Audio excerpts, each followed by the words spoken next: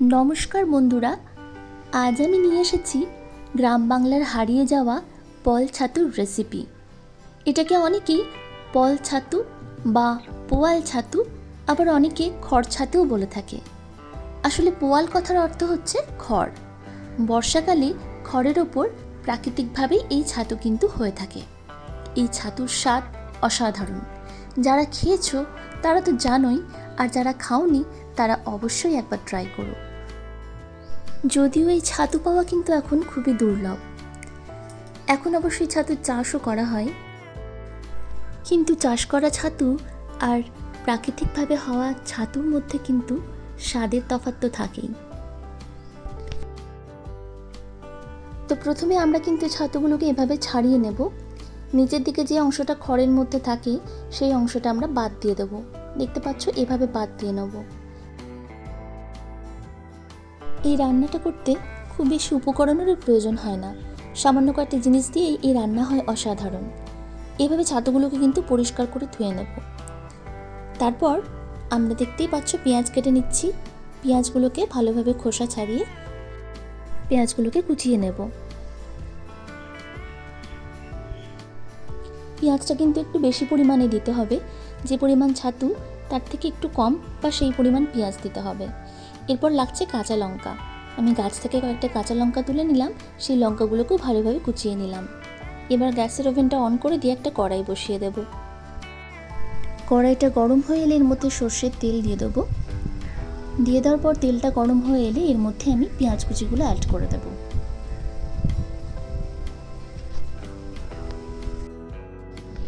পেঁয়াজটাকে কিন্তু লাল লাল করে ভেজে নেব।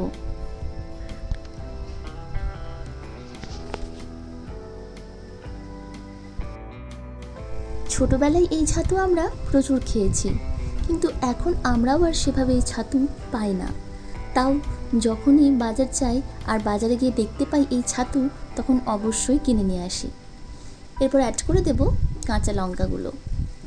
উপকরণের মধ্যে শুধু নুন, হলুদ, পেঁয়াজ আর কাঁচা লঙ্কা, ব্যাস, আর কিচ্ছু লাগবে না। তাহলে এই রান্না হয়ে যাবে সুস্বাদু। লাল লঙ্কাগুলো আলাদা করে দেখানোর একটাই কারণ, কি কালারফুল লাগছে না পেঁয়াজ, সবুজ লঙ্কা আর লাল কাঁচা লঙ্কাটা দেখে। আমি কিন্তু এই পেঁয়াজটার মধ্যেই নুন হলুদ অ্যাড করে দিয়েছি।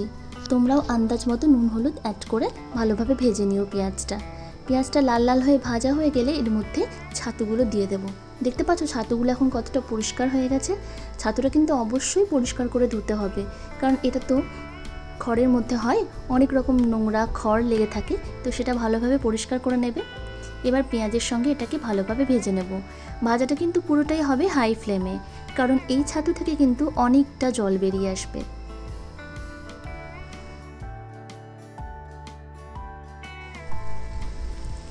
দেখতে পাচ্ছ কতটা জল বেরিয়েছে? এটা কিন্তু পুরোটাই ছাতু থেকে বেরিয়েছে। আমি কিন্তু আলাদাভাবে কোনো জল অ্যাড করিনি। তো এই জলটা যতক্ষণ না শুকাবে ততক্ষণ কিন্তু আমাদের রান্না করে যেতে হবে।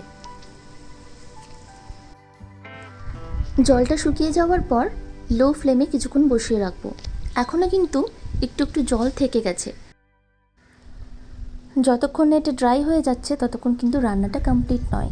তো আমরা ওয়েট করব, যখন এটা তলায় একটু ধরে ধরে যাবে তখন কিন্তু আমরা গ্যাসের ফ্লেমটা বন্ধ করে দেব।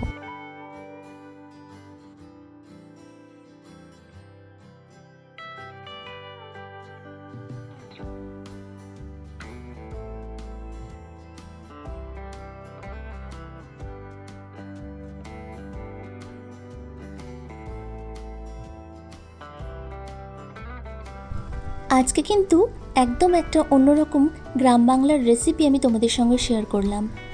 তোমাদের ভালো লেগে থাকলে কমেন্ট করে জানিও।